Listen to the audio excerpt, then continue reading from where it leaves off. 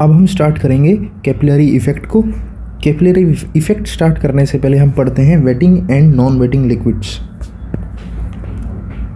सो हमारा टॉपिक है wetting and non wetting liquids. So अब यहाँ कंसेप्ट आता है एडहेशन और कोहेशन का। एडहेशन क्या है, कोहेशन क्या है। सो लिखते हैं सबसे पहले एडहेशन। एडहेशन क्या है, दो डिफरेंट काइंड्स ऑफ मॉलिक्यूल के बीच में जो अट्रैक्शन है। So it is between the different kind of molecules, different kind of molecules. और कोहेशन क्या है, सो कोहेशन है हमारी between same kind of molecules. So between same kind of molecules, between same kind of molecules. अब यहाँ पे हमारे पास case आता है, केस वन। केस वन क्या है, जब हमारी एडहेशन ज़्यादा होगी कोहेशन से, एडहेशन ज़्यादा होगी कोहेशन से। सो क्या होगा, जब डिफरेंट काइंड ऑफ मॉलिक्यूल्स में अट्रैक्शन ज़्यादा है सेम काइंड ऑफ मॉलिक्यूल से, ये केस वो है। तो इसमें क्या होगा, लिक्विड सरफेस हमारी वेट होगी। इसी को बोलेंगे हम लिक्विड और सरफेस जो होगी वो कैसी है, वेटिंग नेचर में होगी, वेटिंग नेचर। ठीक है, जैसे कि एग्जांपल ले सकते हैं हम। एग्जांपल हमारा H2O एंड ग्लास। अब हम नेक्स्ट देखते हैं। नेक्स्ट हमारा क्या है, अब इसमें हम डायग्राम भी बना सकते हैं। जैसे अगर हम डायग्राम बनाएं तो ये लेट से हमारी सरफेस है,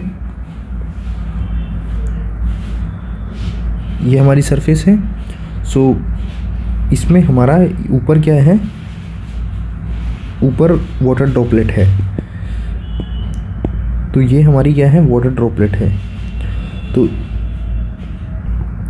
तो हम देख रहे हैं कि ये जो यहाँ ये चीज़ है ये काफ़ी क्लोज है आपस में। यानी कि इधर कैसा एंगल बन रहा है हमारा, यहाँ हमारा एंगल बनेगा एक्यूट एंगल। ठीक है, ये हमारा क्या है, थीटा एंगल ऑफ कॉन्टैक्ट। तो थीटा एंगल ऑफ कॉन्टैक्ट यहाँ पर एक्यूट बनेगा क्योंकि दो डिफरेंट काइंड ऑफ मॉलिक्यूल्स के बीच में अट्रैक्शन ज़्यादा है, एडहेशन ज़्यादा है। तो थीटा एंगल ऑफ कॉन्टैक्ट जिसको हम बोलते हैं, थीटा क्या है हमारा, एंगल ऑफ कॉन्टैक्ट है। और वो इस केस में लेस देन π/2 होगा, यानी कि कैसा होगा, एक्यूट एंगल होगा। ठीक है, अब अगर यहाँ पर प्योर केस लेकर चलें, अगर हम pure water with clear glass surface लेते हैं तो थीटा वहाँ पर 0 होता है। तो ये भी हम लिख सकते हैं कि फॉर प्योर वाटर, कोई इम्प्योरिटी नहीं है, pure water with clear glass surface, with clear glass surface, जो थीटा बनेगा वो 0 डिग्री बनेगा। ठीक है, तो ये पॉइंट हो गया फर्स्ट। अब यहाँ पर हम चलते हैं नेक्स्ट क्या है हमारा, नेक्स्ट है हमारा कोहेशन अगर ज़्यादा है एडहेशन से। सो कोहेशन अगर एडहेशन से ज़्यादा है तो liquid surface non waiting nature की बनेगी। लिक्विड और सरफेस हमारी नॉन वेटिंग होगी, नॉन वेटिंग। अब इसका एग्जांपल अगर हम लें तो इसका एग्जांपल है H2O ऑन ग्लास। इसमें हमारा एग्जांपल बनेगा Hg on glass surface. Mercury glass surface के में जो इंटरेक्शन होगा वो हमारा नॉन वेटिंग नेचर का होगा। तो ये हमारी कोई ग्लास सरफेस है और इस पर अब जो ड्रॉपलेट बनेगी Hg की वो कुछ ऐसी बनेगी, सच दैट जो हमारा एंगल होगा, एंगल ऑफ कॉन्टैक्ट होगा वो ऑब्ट्यूज होगा। वो हमारा कैसा होगा, ऑब्ट्यूज एंगल होगा। ठीक है, तो यहाँ पर हम देखेंगे कि जो थीटा है हमारा वो ग्रेटर देन π/2 होगा। और एच जी के लिए फॉर एच जी ये जो एंगल है ये हमारा 130 डिग्री से 140 डिग्री बनता है। सो एक नोट भी हम ऐड कर सकते हैं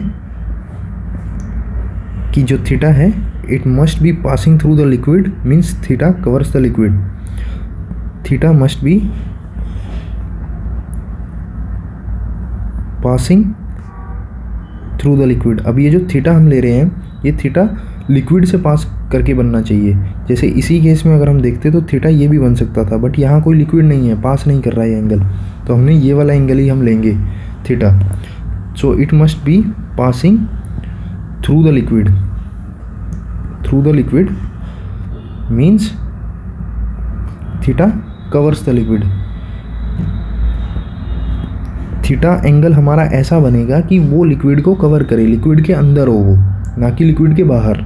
ठीक है, सो ये इम्पोर्टेंट है काफ़ी, आगे न्यूमेरिकल में काफ़ी इसका एप्लीकेशन रहता है। अब इतनी नॉलेज के बाद अब हम पढ़ सकते हैं कैपिलरी इफेक्ट को। सो अब हम स्टार्ट करते हैं हमारा कैपिलरी इफेक्ट। सो अब यहाँ से हम पढ़ेंगे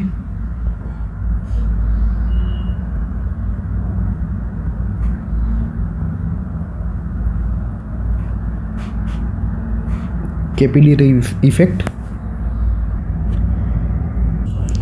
सो जो अब हमने वेटिंग और नॉन वेटिंग पढ़ा है उसको हम देखते हैं कि वो कैपिलरी में कैसे दिखेगा।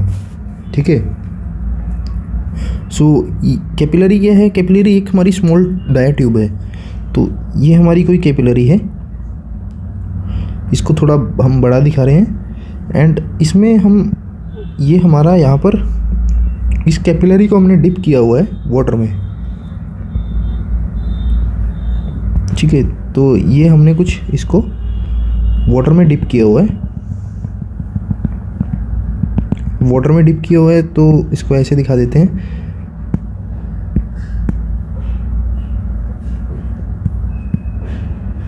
ये हमारी कैपिलरी थी और ये हमने इसको ऐसे वाटर में डिप किया हुआ है।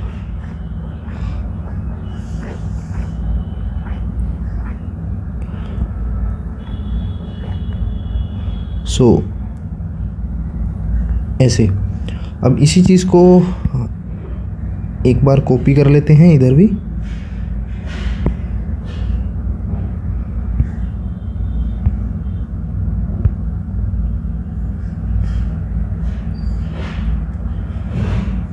सो ये हमारे लिए दो सिचुएशन है। अब होगा क्या, इस वाले अब जैसे ही हमने इसको डिप किया तो ये थोड़ा कुछ ऊपर चला जाएगा लेवल, इस पानी में पानी का लेवल ऊपर चला जाएगा। और अब हम देखेंगे कि अगर लिक्विड सरफेस वेटिंग है, लिक्विड और सरफेस हमारी वेटिंग नेचर की है, वेटिंग नेचर, तो इसमें क्या होगा, यहाँ पर हमारा कुछ ऐसे बनेगा। अब ये कैसे बन रहा है इसी को समझना है। हमने बोला था कि हमारा एंगल एक्यूट होगा, और किस साइड से एक्यूट होगा, हमारे लिक्विड साइड से एक्यूट होगा। तो एक्यूट एंगल यहाँ कैसे बन रहा है, एक्यूट एंगल इस साइड से बन रहा है, तो ये हमारा एक्यूट एंगल बन रहा है। इधर से भी अगर हम देखें तो यहाँ से एक्यूट एंगल बन रहा है, तो ये हमारा एक्यूट एंगल है। क्यों? क्योंकि ये वेटिंग है। अब इसी चीज़ को अगर हम देखें नॉन वेटिंग में, तो अगर हमारी लिक्विड सरफेस, लिक्विड और सरफेस हमारी नॉन वेटिंग में है, नॉन वेटिंग, तो उसमें क्या होगा, उसमें हमारी जो सरफेस बनेगी ये थोड़ा ऊपर जाएगा, पानी ऊपर भी नहीं, इसमें अब ऊपर क्योंकि ये पानी नहीं है तो इसमें ये नीचे रहेगा, क्योंकि यहाँ पर हमारा ऑब्ट्यूज बनेगा एंगल ऑफ कॉन्टैक्ट, और ऑब्ट्यूज एंगल ऑफ कॉन्टैक्ट तभी बनेगा। अब हमें पता है कि लिक्विड और सरफेस नॉन वेटिंग नेचर में है, मतलब कि नॉन वेटिंग नेचर का मतलब हुआ कि उसमें कोहेशन ज़्यादा है। कोहेशन ज़्यादा का मतलब है कि विद इन पार्टिकल अट्रैक्शन ज़्यादा है as compare to different kind of molecules. तो यहाँ पे मतलब कि विद इन पार्टिकल ज़्यादा अट्रैक्शन है, तो ये जो यहाँ के मॉलिक्यूल्स होंगे वो नीचे वाले मॉलिक्यूल्स उसको खींचेंगे, तो इसलिए नीचे चला जाएगा। इस वाले केस में क्या था, हमारा एडेशन ज़्यादा था, तो इसलिए लिक्विड सरफेस ने वाटर को खींचा। बट यहाँ पर क्या हो रहा है हमारा, ये लेट से मरकरी है, तो मरकरी अपने मॉलिक्यूल्स को नीचे खींच रहा है। एडेशन कमज़ोर है, कोहेशन ज़्यादा है, तो वो नीचे चला गया। और यहाँ पर अब हमारा एंगल ऑफ कॉन्टैक्ट जो बनेगा वो कैसा बनेगा, ऑब्ट्यूज़ बनेगा। ऑब्ट्यूज़ कैसे बना भी है, तो विद इन, हम कहाँ से देखेंगे, विद इन लिक्विड सरफेस देखेंगे, आउटसाइड नहीं देखेंगे। तो विद इन लिक्विड सरफेस अगर हम देखें तो हमें पता चलेगा कि हमारा जो एंगल है वो कैसा है, ऑब्ट्यूज़ नेचर का है। तो दोनों साइड से हम देखें तो यहाँ पर ऑब्ट्यूज़ एंगल बन रहा है, एंगल ऑफ कॉन्टैक्ट। तो यहाँ पर हमने देखा कोरिलेशन हमारे waiting and non waiting surface का विद कैपिलरी इफेक्ट, कैपिलरी। अब इस चीज़ को हम थोड़ा लिख लेते हैं। सो when a tube of very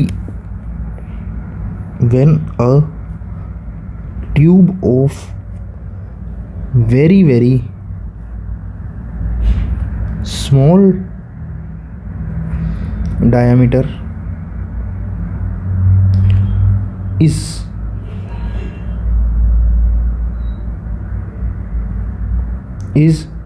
immersed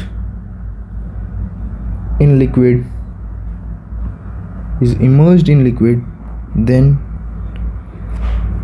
the liquid will rise and fall inside the tube, this rise or fall of liquid depends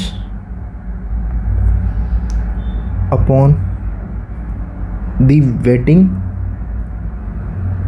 and non-wetting nature of liquid.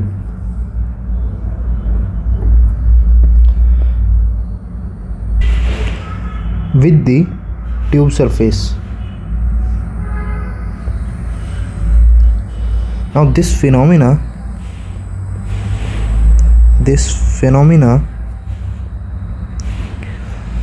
is known as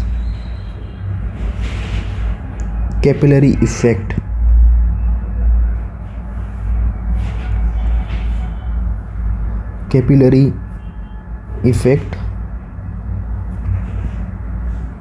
और capillarity.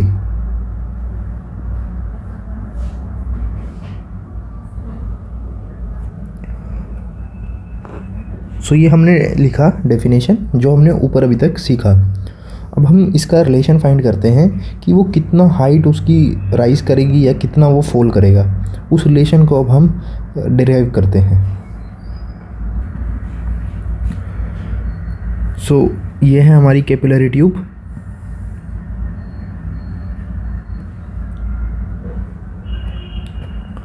और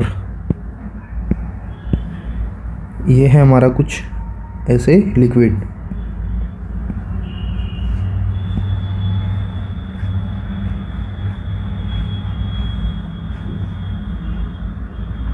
ये हमारा liquid है। अब late से ये rise कर रहा है, हमने वाटर और ग्लास सरफेस ली हुई है, तो ये राइज किया। राइज क्यों किया? क्योंकि एडेशन ज़्यादा है, कोहेशन कम है। और हम यहाँ देखेंगे कि जहाँ इंटरफेस हो रहा है, यहाँ पर इंटरफेस है, ये ग्लास है, ये वाटर है, तो इंटरफेस है, तो यहाँ पर एडेशन ज़्यादा है, तो ये कुछ ऐसा बना, ऊपर उठा और इधर से भी ऊपर उठ गया। ठीक है। अब और हम देखेंगे कि एंगल ऑफ कॉन्टैक्ट हमने विद इन लिक्विड लेना है, तो angle of contact with in liquid लेंगे तो ये हमारा कुछ यहाँ थीटा बनेगा। ठीक है। और ऐसे ही यहाँ पर करेंगे अगर हम, तो ये थीटा बना और ये वाला भी थीटा ही बन गया। तो अब हम देखेंगे कि सरफेस टेंशन एक्ट कहाँ कर रही है। तो सरफेस टेंशन एक्ट कर रही होगी यहाँ पर, ये ऐसे सरफेस टेंशन एक्ट कर रही होगी जिसको हम बोलेंगे सिग्मा। और सिग्मा कॉस थीटा क्या हो जाएगा हमारा, ये। अब इसी चीज़ को हम यहाँ दिखाते हैं, थोड़ा टॉप व्यू दिखाते हैं इसका। अब हम यहाँ पर टॉप व्यू दिखाएंगे, तो टॉप व्यू में क्या होगा, ये हमारा कुछ सरफेस ऐसा बना, ऊपर से ऐसा दिखेगा। और अब जो ये सिग्मा एक्ट कर रहा था वो ऐसे कर रहा है, ये एंगल थीटा है, तो मतलब परपेंडिकुलरली ये जो होगा ये सब क्या होंगे हमारे, ये हमारे सब कुछ क्या होगा, सिग्मा कॉस थीटा होगा, सिग्मा कॉस थीटा। तो ये सब कुछ क्या होगा हमारा, सिग्मा कॉस थीटा होगा। अब क्या होगा, ये sigma cos theta into circumference क्या हुआ हमारा 2 pi R, and it will be the what, it will be the weight of liquid column, weight of liquid column. Surface tension की वजह से ही राइज हो रहा है और फॉल होगा, तो सरफेस टेंशन फोर्स जितनी लग रही है वो इक्वल हो जाएगा वेट का from force analysis. Force analysis में हमने क्या किया, ये ऊपर सिग्मा कोस थीटा लग रहा था और नीचे क्या होगा, वेट ऑफ लिक्विड कॉलम। जितना भी राइज और फॉल हुआ उसमें जो भी लिक्विड का वेट है वो, तो इन चीज़ों को हमने यहाँ पर इक्वेट कर दिया, तो वही चीज़ यहाँ पर हमने लिखी है। अब तो ये आ गया हमारे पास यहाँ पर सिग्मा कोस थीटा, इधर आ गया 2 पाई आर, और वेट कितना है रो, और जो भी वॉल्यूम होगी, एंड यहाँ पर जी रो वी जी। अब वॉल्यूम कितनी होगी, तो pi R square into H होगी, सिलेंड्रिकल है तो pi R square into H into G. यहाँ पर आया rho sigma cos theta 2 pi R. अब क्रॉस कटिंग करेंगे तो यहाँ से हम एच निकाल सकते हैं। ये एच क्या है, basically height of column, height of liquid column, height of liquid column. तो आर से आर कैंसिल हो जाएगा, एक आर रह जाएगा हमारे पास, पाई से पाई कैंसिल, और ये हमारे पास रिजल्ट आ जाएगा 2 sigma cos theta by rho g R. ये हमारे पास आ गया हाइट। अब हम यहाँ ये देखें कि अगर हमने हाइट ये कम रखनी है, यानी कि कैपिलरिटी को कम करना है, तो हम रेडियस को बढ़ा दें तो हमारा काम हो जाएगा। तो इसीलिए हमने यहाँ पर ये बोला था कि ये क्या है हमारा, very very small, very very small. जब हम आर को बहुत कम रखेंगे तभी कैपिलरिटी हमें दिखेगी। तो हम ये चीज़ यहाँ लिख सकते हैं कि to neglect the capillarity effect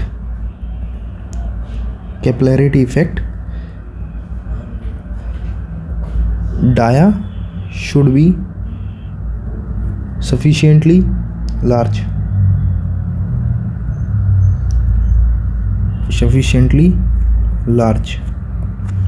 so ये है हमारा हाइट का फॉर्मूला। अब हम एक न्यूमेरिकल प्रॉब्लम लेते हैं अपने इस कॉन्सेप्ट को और स्ट्रॉन्ग करने के लिए।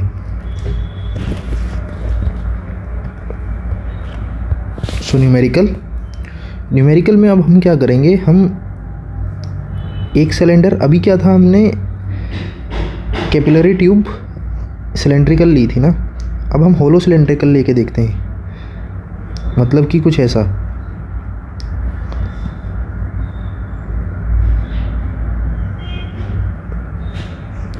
ये हमारी होलो सिलेंड्रिकल कैपिलरी ट्यूब है जो कि इमर्स्ड है हमारे वाटर में। तो ये इमर्स्ड है वाटर में, सच दैट ये जो पार्ट है ना इसका, ये वाला जो पार्ट है ये सॉलिड है, ये पार्ट क्या है, सॉलिड है। तो मतलब जो पानी जाएगा वो कहाँ जाएगा, इस वाले पोर्शन में जाएगा पानी, ठीक है। ये यहाँ से सॉलिड है, ये सॉलिड है, और इधर हमारा ये पानी जाएगा, तो यहाँ जाएगा ऐसे, ठीक है, इधर जाएगा, ठीक है।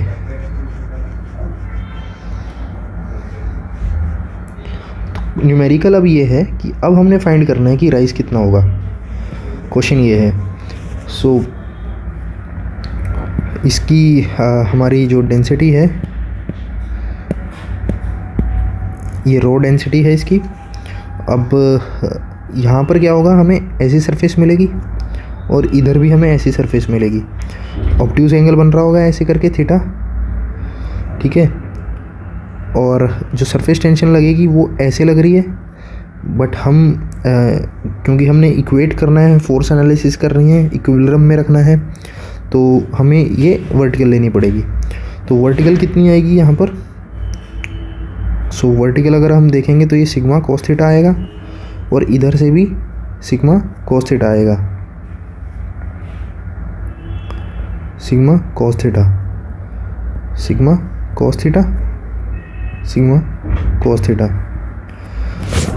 तो अगर हम इसका टॉप व्यू देखें, क्रॉस सेक्शन व्यू देखें, तो क्रॉस सेक्शन व्यू में हमें कैसे दिखेगा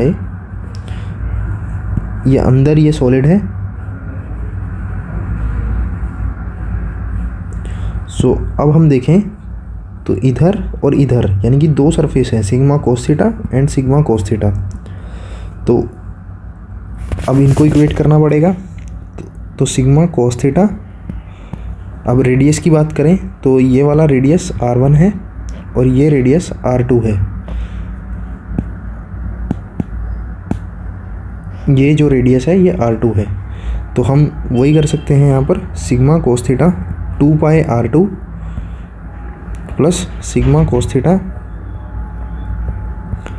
2 पाई R1, बिकॉज ये R1 है और ये R2 है।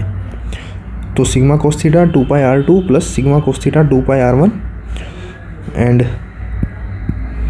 It will be equal to rho pi